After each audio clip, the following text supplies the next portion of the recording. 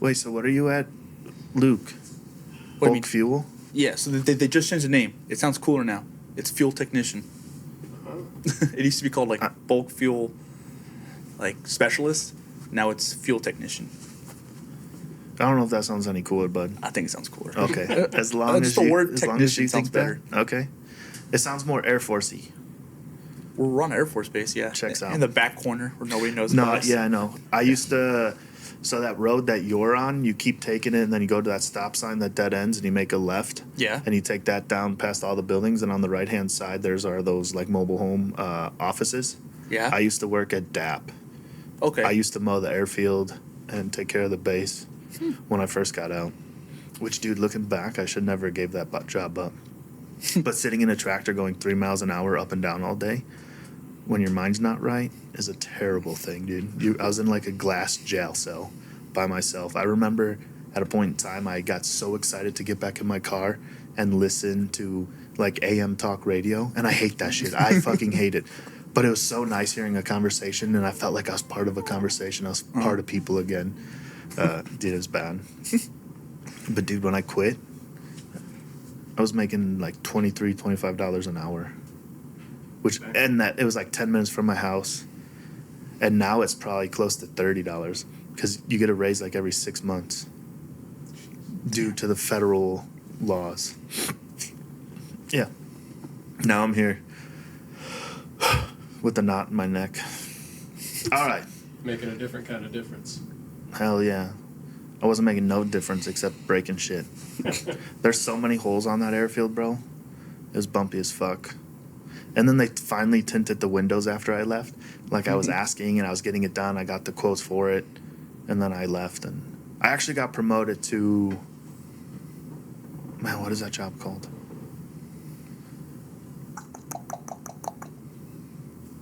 It was I got my own pickup truck and everything after it. So it was a great job. Just a terrible boss. All right, we'll start. Fuck. We're only 5 minutes after. All right, Sam, thank you so much for joining us today. How are you doing? I'm doing good. All right, bullshit. Now, how are you actually doing? Well, we have our own stresses, right? I'm 24, so I'm going through that, like, kind of time where I kind of gotta get it together, but even though we're not gonna get it together, but it's kind of that time where I gotta start, like, doing something. You gotta like, start growing up? Yeah. Have you realized that you don't have it all figured out yet like you used to think in high school? Oh, for sure. Yeah. I remember in high school, I was like, okay, if I do this, this, and this, I'm good. And I did it. I was like, okay, cool, I'm good. And then college hit, and then COVID hit, and work hit, and I was like, dang, this sucks. I was For sure. Yeah, like I don't have it together. But that's what makes life life. I think growing up is realizing exactly what you just said, that nobody has it together. Mm-hmm. Growing up, I used to think if you were a parent, you had life figured out. Everything was good. Mm-hmm. That's not the truth, man. Mm-hmm. I feel like we're always trying to figure it out. We're always learning. And nobody knows what they're doing because this is the first time we're all experiencing it ourselves. Mm-hmm. Like, especially parenting, right? You're like, oh, the parents know what they're doing. No, this is the first time I'm in this situation as a parent, or my kids are going through this. So I'm learning as they're learning too. Mm-hmm. You just got to present yourself like you know what's going on and be confident in your decisions, whether it's right or wrong, but always take action. Just like the Marine Corps taught us, know oneself and constantly seek self-improvement. Mm-hmm. So tell me a little bit about your childhood. My childhood. I grew up in a great home. Like I don't have, I guess we could say like a SOPS or anything like that. I grew up pretty good. 2 parents, right? I have brothers. I'm the oldest out of 5. I have, 3 younger brothers and 1 younger sister. Born here in Phoenix, and then raised all my life here in Mesa, basically. I've seen Mesa kind of grow. Went to good schools. Went to high school. In high school, I did sports, and I got lucky enough where I got a scholarship to continue sports in college. Did that for about a year. Then COVID hit. After COVID, everything kind of went down, and everything went online. I couldn't really do online school because I was like, it was just too much of a change. I was like, okay, cool. So I'm just going to drop out of school and just wait until things calm down and just work for a bit. Did that. Was kind of having a hard time finding work because eventually, so my goal when I was younger, so it's funny. I wanted to be a Marine when I was in high school. I talked to my recruiter. My recruiter told me no because I told him that I had asthma when I was in elementary school. And then he's like, Chase, you can't join. I was like, okay. So then that was that. Went to school, then started working, and I wanted to be a police officer. And then that didn't really work out. So then the Marine Corps recruiter called me. He still had my information from back in high school, like from my ASVAB or whatever. And then so he said, I still have your information on file. Do you want to be a Marine? And I was like, nah, I'm good. It was a past dream. I'm fine. And then he's like, okay, well, if you ever think about it, call me back. I was like, okay. I was working at that time at a food packaging facility. Have you seen I Love Lucy before? Yeah. You know the chocolate scene where she's trying to pack everything up? Not 100%. No. Okay. Like, have you seen it? Yeah, I know Okay. what you're It's talking that about. scene. Yeah, it's- So then I was like, these this. things are going- Yeah, I was like, I'm not doing this the rest of my life. So the next day, I called my recruiter again, and I was like, I want to join. It was a Monday. I went to MEPS the second day. I went to MEPS the next day. I did my oath the next day, and then, yeah, that was in 2022. And then I've been in for just past 3 years now. All So, right. yeah. Before we dive into that, let's go back. What was it like being the first child, the oldest child? I remember being always told that I was the example, like set the example. I was like, well, I don't know. I'm the first kid. Like I want to like. So then, but no. It kind of puts you in a place of. No, it's not really. I don't think it's ever said a lot, but it puts you in a place of like leadership. Like you're kind of almost voluntold in a way 100%. to because now you're leading like your younger siblings.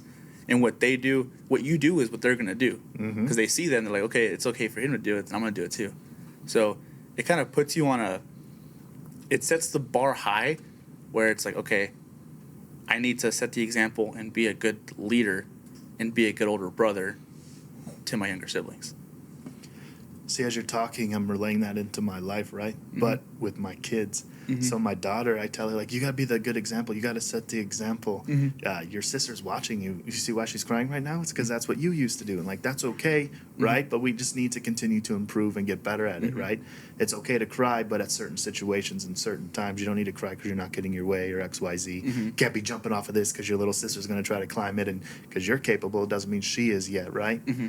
How do you feel like that affected you in good and bad?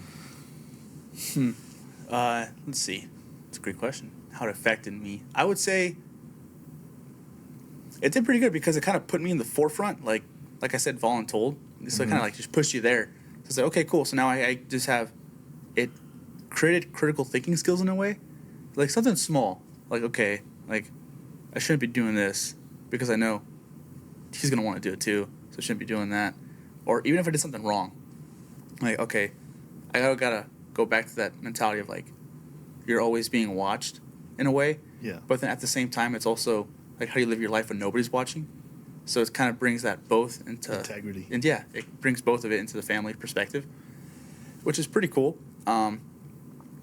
The bad way, what's like the negative, like the cons of it?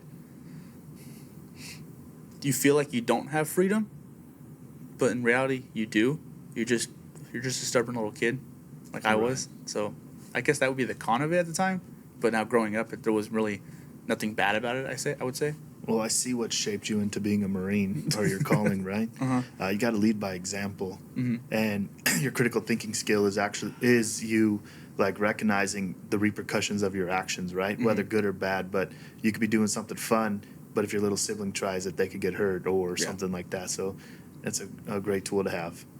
Now, you were talking to me a little bit about in high school that your teacher passed away, but he instilled something in you. Can you express that a little bit more? So, my freshman year, I was horrible at school. I wasn't horrible. I was just lazy. So I didn't really try. I didn't apply myself. I had to go to summer school for algebra.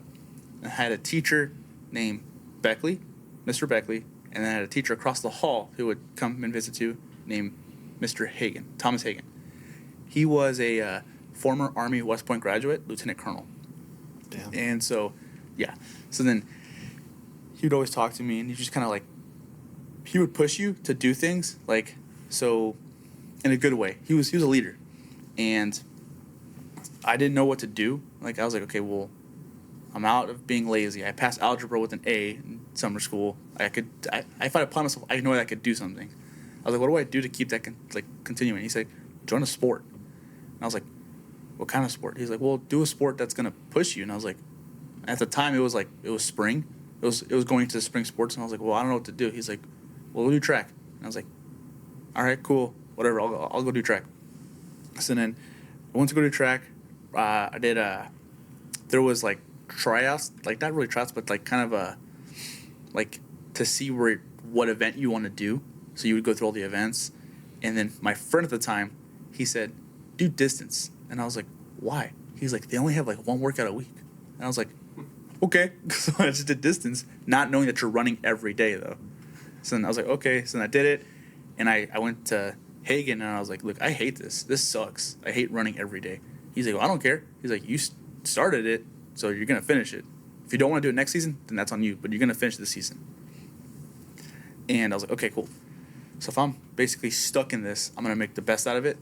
So I started running, started getting better, and I noticed I was kind of getting good at it, and I saw my progress. I was like, okay, that's what kind of made me stay a little bit, and I got better at running. I did like the 800 relays, which is like the half mile, the mile, and then I did cross country too. I added on more to it.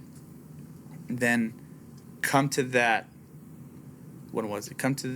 summer, I found out that he had cancer. I was like, okay. Then didn't really talk. I'm a kid. I don't really talk to teachers in the summer. I don't have contacts or anything like that. So then that was it. Going into my junior year, first day of school, I ran to his classroom to go see him before school started. He wasn't there. And so I went across the hall to go see Beckley. I was like, oh, we're taking that. And then that's when he told me that he ended up passing away, I think 3 days prior. And I was like, okay.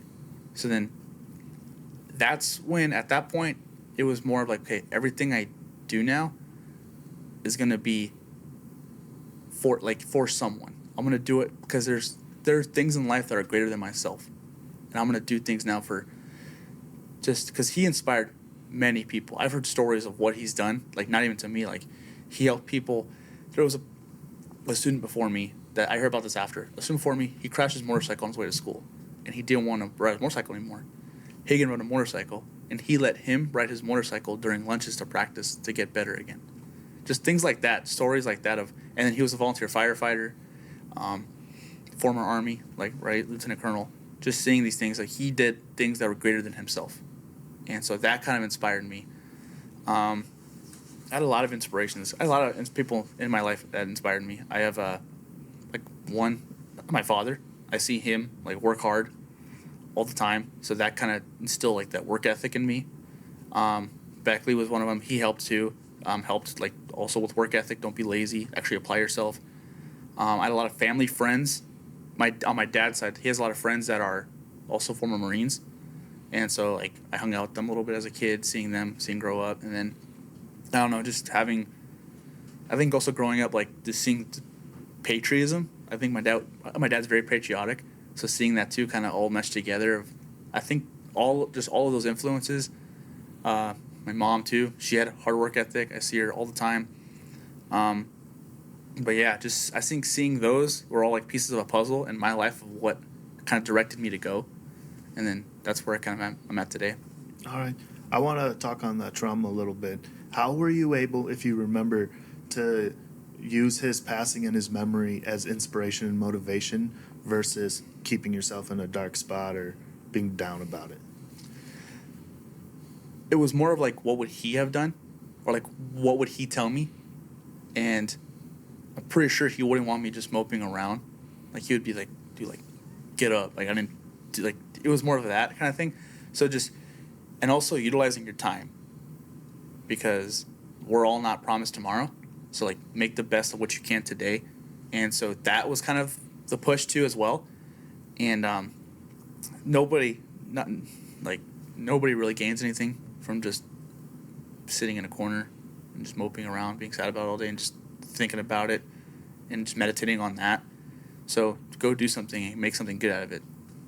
For sure. I'm even implementing that in my life right now, right? With the stress I'm going through or whatever the case may be, is I allow myself a short period of time, a day, or the rest of the day, whatever it is, to sit with it, feel sad for myself, so to say, and then I got to take action. I can't just sit there and wither in it, pity in it, like have a pity party, right? That's not going to get me anywhere. It's going to keep me stuck.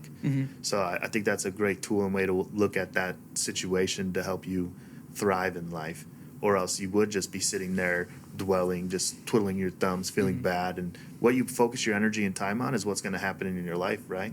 So you said you continued to play sports. Track, was it track always? Yeah. Did you play any other sports? I did cross country for I think 1 season. Okay. I didn't do anything else after that.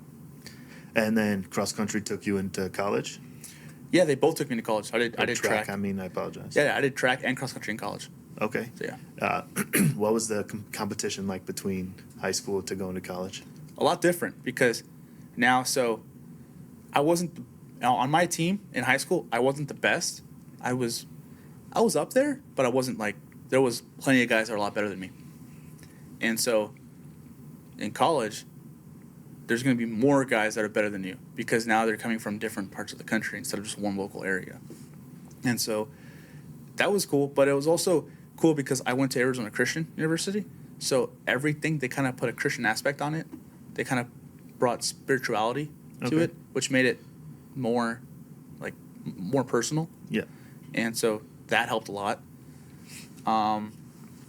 But with college, the transition's a lot different because if you think about it, especially on scholarship, they're now paying you. If you think about it, if you had this mindset, they're paying you to compete for them.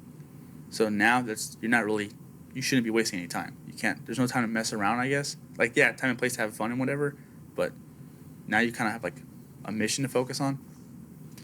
Would you say it was college or boot camp where you recognize that it's not so much your physical ability, but your mental strength?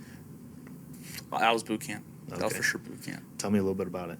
Boot camp was fun. Looking back at it, while I was in it, you're like, damn, this sucks. I want to go home. Yeah. But it's this is kind of fun. Watching the airplanes take off every day. You were at MCRD San Diego? Yeah, I was San Diego. Yeah, same. So just seeing the planes take off, and I was like, everybody dang, saw the planes and I want to go home. For me, I was like, that's annoying. I hate hearing the jets. I can't hear my drill instructor, and they got more mad if we didn't hear them. Yeah. Because it was our fault. Yeah. But just seeing, it was, a boot camp was fun. Honestly, if I could do it again, I totally would. Knowing the knowledge I have now, I totally would do it again. It was fun. I had a cool job in boot camp. So I was a scribe. You remember your scribe or no? No, really. What they did? So they did the rosters and did everything on the board. Did the fire watch roster. Yeah. And all that. So that was a pretty fun job. So I get to put other people there that were messing up, putting them there to not sleep at night and just stay up doing fire watch and whatever. It was fun. It was a fun Firewatch sucked. Firewatch sucked. That's why I hated it. Especially when you got the second or third hour before you have to wake up and you get woken up to do Firewatch for an hour. And yeah. The best ones were the first hour or the last hour. Yeah. Those are the best ones. Because you either go to sleep a little late or you just wake up earlier. Yeah. That was the best ones. Absolutely. So what was boot camp like? It was. So I'll tell you this real quick. I watched a documentary when I was little with my dad. Was it Ears Open, Eyeballs Click? You know the documentary? I think so, yeah. Yeah, it's a documentary just off boot camp. This camera crew just going into this platoon, just watching them, I think with Charlie Company, watching them become recruits to Marines, the transition. I remember watching that, and I remember seeing there's a scene within the contraband room. Do you remember the contraband room with the red tables and all that? Yeah. So they're in there, and I remember I was with my dad. I was in second grade. I remember this vividly. And I asked him, I was like, what would you do if I did that? And he said, I'd be proud of you. I'd be like, why? He's like, that's the day that you become a man. To this day, I don't know if he was sincere or if he was joking. Knowing him, he was probably joking, but I took it to heart. So then, with that knowledge, I just saw I knew the history of the Marine Corps, the yellow footprints, the yellow buildings, the contraband room, seeing the parade deck, drill, seeing all that. I was like, okay, cool. Now, when I went there, when I stepped on the footprints myself, I was more starstruck. And it's oh, these are the footprints. This is cool. That's a drill instructor. He's yelling at me. This is awesome. Things like that. So seeing it was pretty cool. But not, you don't know the schedule. It's a lot different in documentary. And then documentary is a little bit more older, I guess. It's a little more outdated, the stuff that happens. I did not know that 80% of boot camp is like basically just marching. It's just drill, like just like a rifle manual, marching movements, things like that, which I loved. I actually loved. I found a love for that, and like if I could become a drill instructor, I would, not because of the yelling and not because of like just making kids just like hate themselves and hate their life, not because of that reason. More of like that's part of the job, but more of the reason like I just love drill, like just the cadence doing it, the Nerd. movements. Like it's if it's done right, it's like it's awesome. It's pretty sexy. It Yeah, is for sexy. sure. It's like it's cool. Dude, I got real. I was disappointed in boot camp in the sense where I thought we were going to be screaming cadences all the time, and that shit's real motivational. But you don't. Yeah, it's only them. Yeah. Yeah, it's only like once or twice that we'll be singing cadence during boot camp, and the rest is like you're just getting chewed out. Yeah. Can you become a drill instructor as a reservist? You can.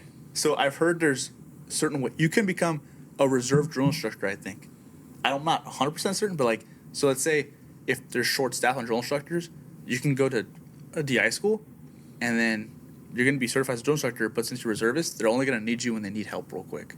So like a substitute teacher? Kind of. Yeah. That's interesting. I would think that you would go on like active orders. So you can. I know that you can do, because it'd be a TDA, a temporary duty assignment.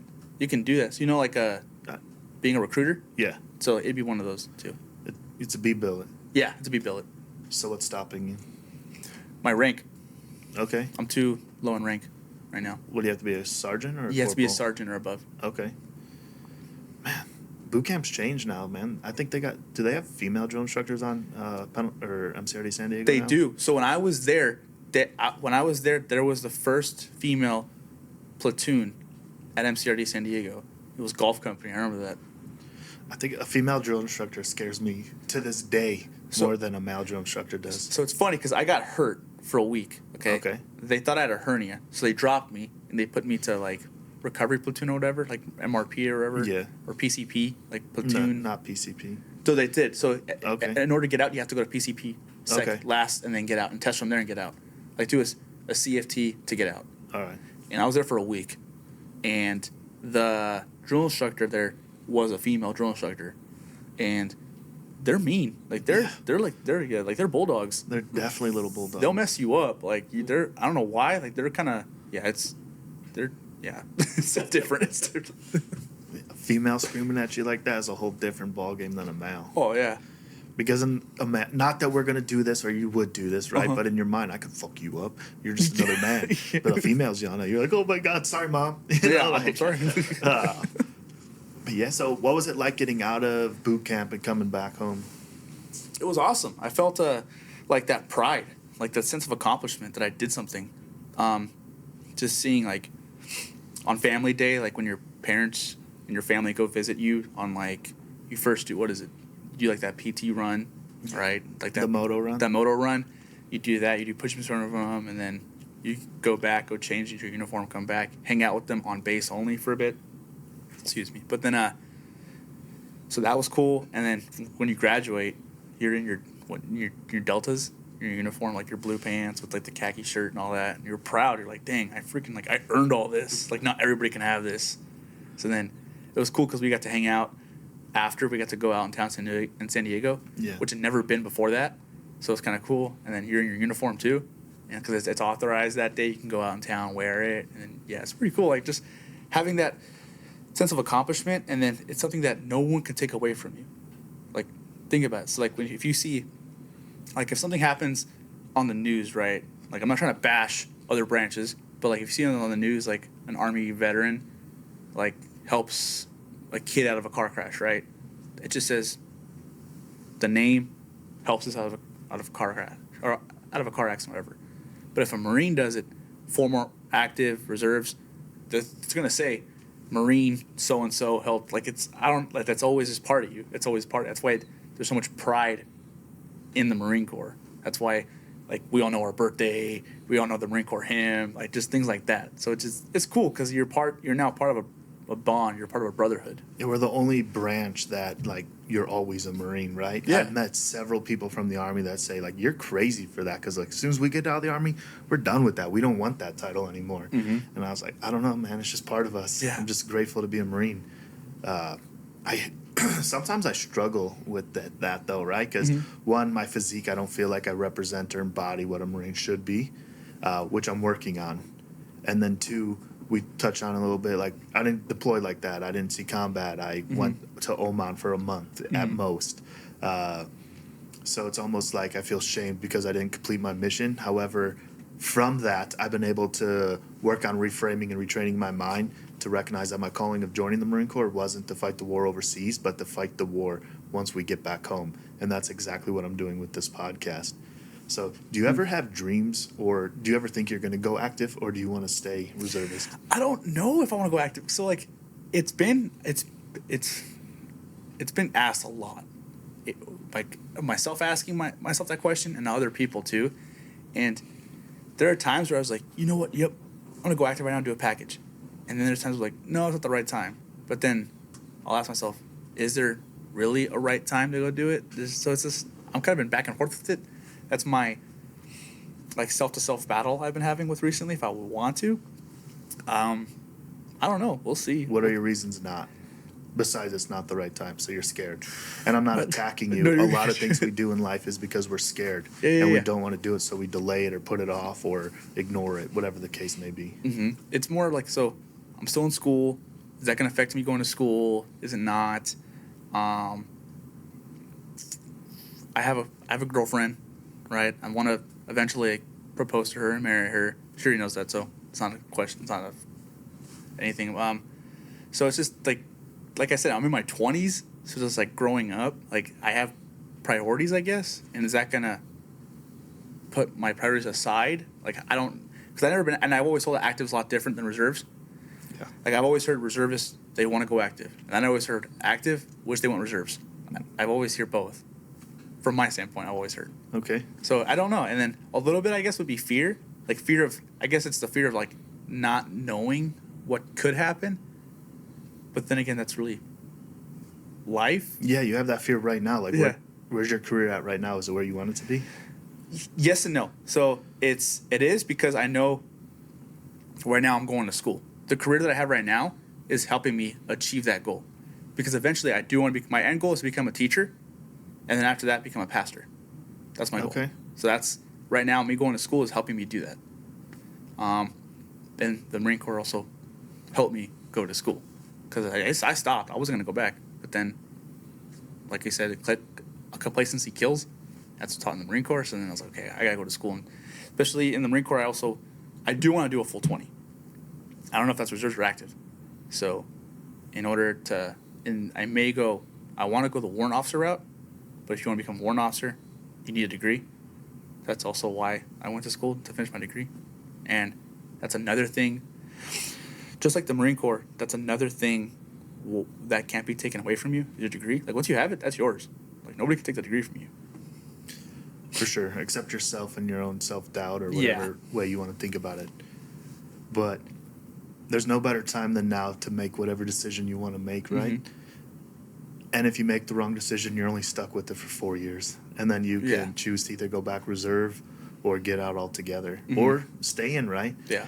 I'm not here to push you either way. I just want you to challenge your thoughts. And I was scared to join the Marine Corps, but something clicked one day. I don't know what it was. And then I was supposed to be in the DEP program for another 8 months, and my recruiter called me. He's like, hey, what are you doing? I was like, working. He's like, quit. You hear Gunny in the background saying, no, don't tell him that. And then he's like, do you want to go to boot camp in 8 days instead of 8 months? And I said, yes. He's like, you want to call me back? I said, no, let's do it. I was already the oldest one. I didn't join the Marine Corps till I was 23. Okay. And I was the old man when I hit the fleet. But I feel if I would have had those 8 months to sit there and think about it, I might have questioned myself more. And who knows if I would have backed out or continued to go. And I got lucky, though. I wasn't thinking that when I took this job took this slot to go to boot camp, I could have lost my job. Like, I chose combat engineer, and I just got so lucky that the person that backed out was a combat engineer. So I got to keep that job. Who knows where I would have been 8 months later, right? So I'm really grateful I didn't have time to just like sit there and think about it. And I wanted to go. And my buddy from MEPS, he was sent to boot camp. I actually graduated before him because he got hurt and he was able to stay in. I don't know if I would have had that passion if I got severely hurt and had to sit out months to a year. Yeah. I don't know if I could have sat in that. I forget what platoon that's called. The hurt platoon. Yeah, it's like it's MRP 1, MRP 2, and then PCP. Yeah, dude. No, it's. I remember going there and I was like, it's very depressing because everybody there is like, the most people there are hurt, like for real hurt. Like they're not going to get out for like months up to a year. And so I was like, I do not want to be here. And you got to sit there the whole time if you want to graduate. Yeah. I was like, no, I'm not doing this. I was like, I got better real quick, and that they thought I had a hernia, but I didn't. So I was only there for a week, thank God. Yeah. And so, yeah, I couldn't. I felt bad because I was like, dang, these people are like genuinely hurt, and they're gonna be here for up to a year, and they have no phone, like they have no TV, like they can't do anything. I'm like, this sucks. It's like almost like prison in a way, but you're getting a paycheck. Yeah, you're getting a paycheck. Yeah. So which like you'll see a fat check when you get out. For sure, your fat bank account. And they probably spent it all at their commissaries. Yeah. So where are we at? You're gonna have to cut this out because my brain's not thinking right now. So you're active, possible option for you. Mm-hmm. And what are you doing now? Right now, I'm working at a high school. What I do is security. Funnest job. Top flight security in the world, Craig. Yup. It's fun because you don't know what's going to happen. Like, everything's different, I guess. Like, every day's different. It's not just like I'm not trying to bash people who have a desk job. I can't do a desk job. I can't sit there. I just can't. But yeah, like, I'm always moving. You know what's going to go on. Breaking up fights. Yeah, dude. That's freaking fun. Like, it's funny. Like, and it's like seeing these high schoolers, I wonder, I was like, did I look like that? Was I like that dumb? Like, did I do dumb? 100%. Did I do dumb stuff like that too? 100%. It's funny. It's like, you know, it's fun though. I think what's cool about you working at a school is that you can keep on your teacher's legacy of helping young students. So that's also one of the reasons why I did that, because I could help kids. See, so like my calling in life is to help those that can't help themselves or to serve others. That's my calling in life. So that's why I do the things I do, such as like the small, like security. My major in college is Christian studies. I'm in the Marine Corps. I'm in the Travis Manion Foundation. Like, so the Travis Manion Foundation also kind of helped me go to the Marine Corps too, because I had a lot of also mentors. Because I'm a mentor in the Travis Manion Foundation, and I had mentors teaching me when I was in high school. So I'm kind of paying it forward. I want to pay it forward. So things like that, that's why I do the things I do. I think about, okay, is this going to serve others? And is it going to put me to the side? That's kind of the questions I ask before I make life decisions, I guess. Is it going to put me to the side and help others out? At what point do you need to make yourself the center of focus? So that's amazing you asked that question, because I actually just made a decision too recently where it's like, okay, I need to limit myself, right? Because you can't help others if you can't help yourself, right? For sure. I can't, how am I supposed to lead others to do this and this and this if you can't even take care of, how am I supposed to care for others if I can't take care of myself? So that's where I'm at kind of right now. It's like, okay, I need to tone it back a little bit, and then get my life together and then keep going. You want to talk about that decision? Sure. It's up to you. Nah. Let's not talk about that. All right, no worries. So tell me about the Travis Manion Foundation. Who are they? Travis Manion Foundation. I'm going to give you the spiel. I give everybody else. Let's hear it. The Travis Manion Foundation is a nonprofit, veteran-led organization that strives to empower veterans and families of the fallen. There's two major ways we do that. Through Operation Legacy projects, which is like community service projects. And then the second way is through our Characters Matter presentations. That's what my main focus is on, Characters Matter presentations. And how we do that is, so usually I go to schools or any youth events where there's going to be youth, There is an adult version called Leading with Restraints. I've been trained to do that, but I've never done it before. I do the Characters Matter ones. And so I've gone to schools such as Campo Verde High School, Franklin Police and Fire High School, Kings Ridge Prep Academy in Phoenix or in West Valley. Yeah, I've been all over the valley doing these things, and it's cool. It's really cool, especially like these kids are asking questions that I kind of wish I asked in high school. Like these kids are really thinking. Like these, I call them kids, but they're really young adults. They make grown-up decisions, and they're really smart kids. Like a lot of kids nowadays are really smart, and just seeing them ask these questions and grow and mature, and getting it, understanding it, it's pretty cool. Like just seeing that light bulb click, it's pretty fascinating. It's pretty cool. So yeah. What is Travis Manion Foundation's saying? If not me, then who? What does that represent to you? It's more of a if you have the ability to do something, then you kind of almost have an obligation to do it. Such as if you have the ability to help others, you should be able to help others. It's funny. So I give this story to the youth that I see. There was one time I was driving down a road, and I saw this smoke to the side of the road. I thought it was just an old car that just backfired or whatever. I was like, I didn't think about it. As I'm driving past the smoke, I look to see it, and it's a whole bush that's on fire. Like big old bush on fire. I was like, ah, dang it. And the first thing in my head was like, that sucks. And I just kept driving. And I was like, there's nobody there. There's no fire department, no police department, no nothing. I was like, no, I can't just drive away with like knowing that I could have done something. It's like, okay, so I make a U-turn. I go across the street, like a pet store or something like a pet salon or whatever. I was like, you got a fire extinguisher? They're like, yeah, it's right there. I was like, I'm going to need to use it. They're like, okay. And then like, I don't think they knew what was going on. So then I get it. I run across the street, and I just extinguish it. So then the fire department show up and whatever, and they ask questions, they did their jobs and whatnot. And so leaving that, I was like, that's almost the if not me, then who? That's the mantra of the Travis Manion Foundation, of Travis Manion, the if not me, then who? And I was like, okay, it's stuff like that. And then I asked kids, what does it mean to them? So the same question you asked me, I asked them that question. And I hear stories too. There was one time, a third grader said this. She said that one time she was in the hospital visiting a relative, and that relative needed help. So there was nobody in the room except for her. So what she did is she hit the emergency button to call like nurses and doctors, and it ended up saving the patient's life, her relative's life. And I was like, this is a third grader telling me this. Like, there's no age limit to leadership. There's no age limit to serving others. There's no age limit to miracles that could happen. So seeing this is like, this is cool. Like, I'm in a cool gig right now. Like, it's all volunteer, and just seeing this, like, it's given me many opportunities in life to experience, to hear, to see like these things that many people don't really necessarily think about or they take for granted. So just seeing those words, that if not me, then who? It goes a long way. It's not a saying. It's more of a way of life in a way. Yeah, I don't think you realize this, but you grew up living that.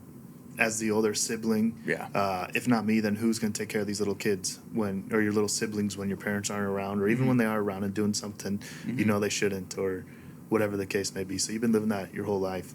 And how did you find the Travis Manion Foundation? So it actually found me. So I was a police cadet in high school, kind of like it was part of the Boy Scouts program at the time, but then it's kind of like JRTC, Okay. but for police, and it's through the city, and this for Mesa. And so when I was there, you learn cool things. You learn like police tactics, police codes, how to like do paperwork, how to be descriptive and detailed, things like that. It's meant for if you want, because you could join, I think at 15 and a half, and then you can stay in until you're 21. The whole point is that when you're 21, you can go right into the academy. So it's pretty cool. And then so we had our advisor, a former Marine as well, and he was part of the Travis Manion Foundation, and he kind of brought it to us. And so he taught us CDMs, like the Characters Matter presentations, and seeing this, I was like, oh, this is pretty cool. And then I know that Travis Manion Foundation has a scholarship, and one of the cadets, they won that scholarship. They got that scholarship, and then so we got more involved because we did more Operation Legacy projects, and it was cool. So then that's when I kind of got into it, and then when I came, and I would do events every now and then when I came back from my schoolhouse, I'm reserves, so now I only got to go once a month now. So I was like, okay, I have more time now to give back, and so that's what I started doing. I just started giving back, and it was cool. It's been the best decision I've ever made. Okay, that's amazing. Do they have any events that are coming up? Yes. So as of right now, the major event I can think of right now is we are doing some back to school events right now across the valley. That's going to be on our Facebook page. If you go on the TMF Phoenix chapter page, they'll be on there. Okay. Right now, I think the next major events coming up is in September 20th, I believe. It's our 9/11 Heroes Run. Okay. Happens every year.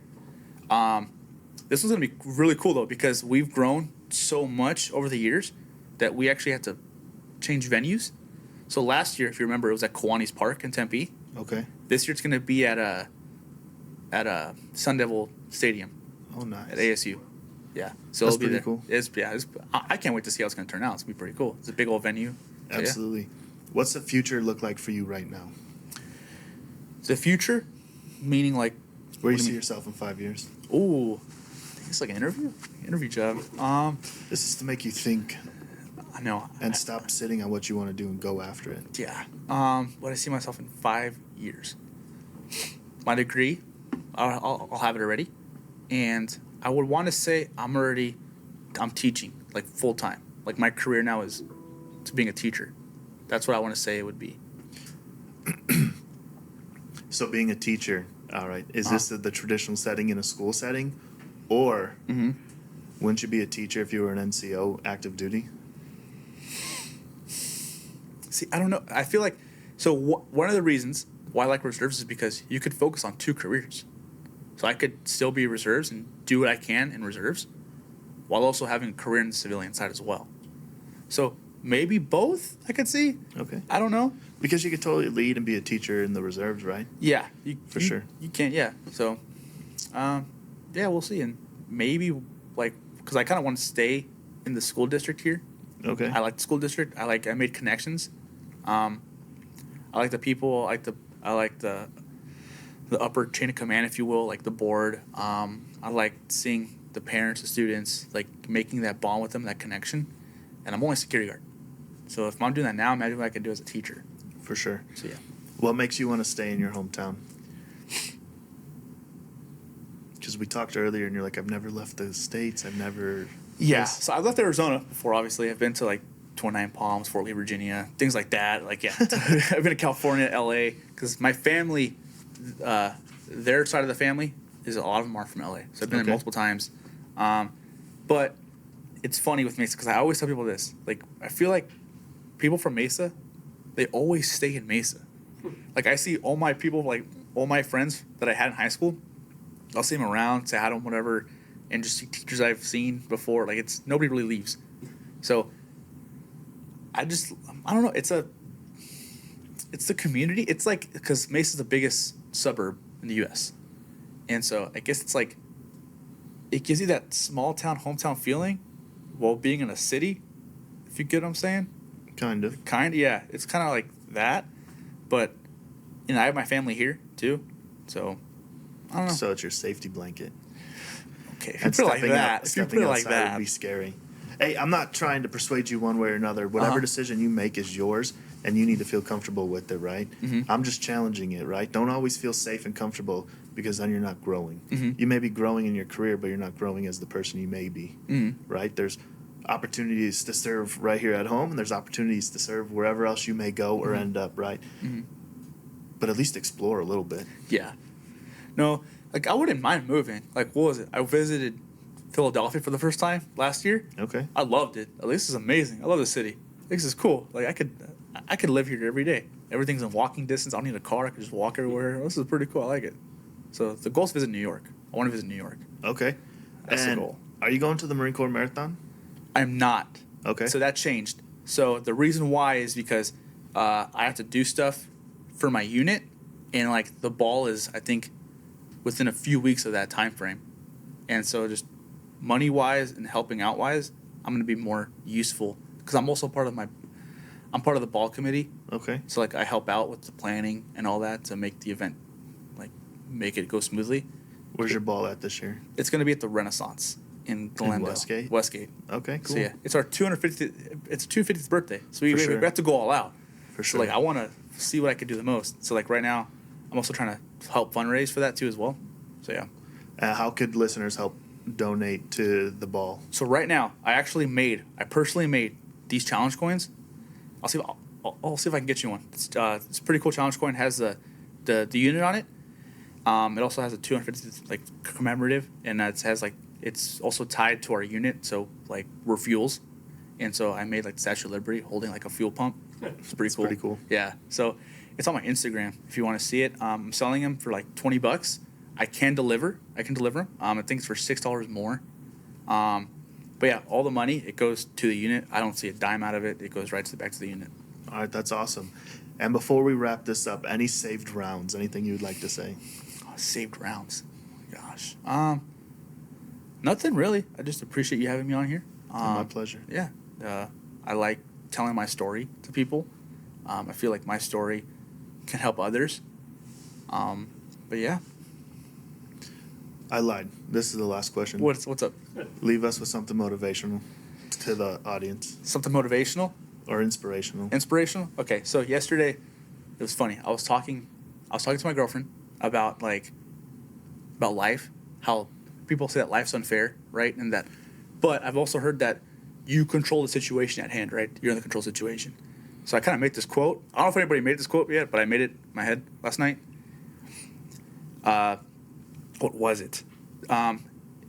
If you can't control the situation, don't let it control you. That's Absolutely. one. Perfect. I love it.